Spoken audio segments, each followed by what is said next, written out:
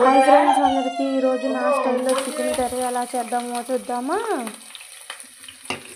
First ఒక బాండిల్ పెట్టుకొని అందులో ఆయిల్ వేసుకొని ఇప్పుడు అందులో ఆనియన్స్ పచ్చిమిరపకాయలు వేసుకొని కొంచెం వేగనిద్దాం.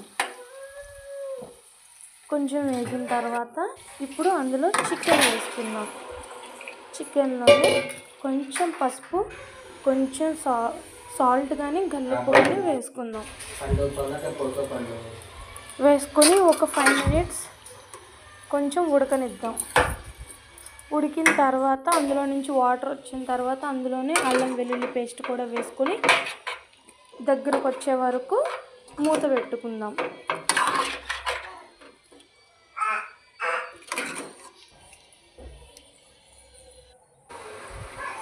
దగ్గరకు వచ్చేసింది కదా, ఇప్పుడు మనం అందులో కొంచెం కారం అంటే సరిపోయినంత కారం వేసుకుందాం.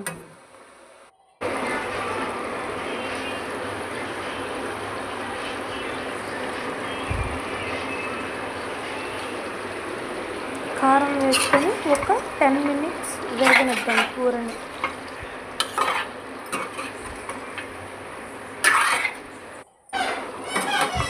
చూసారా, కూర దగ్గరకు వచ్చేసింది.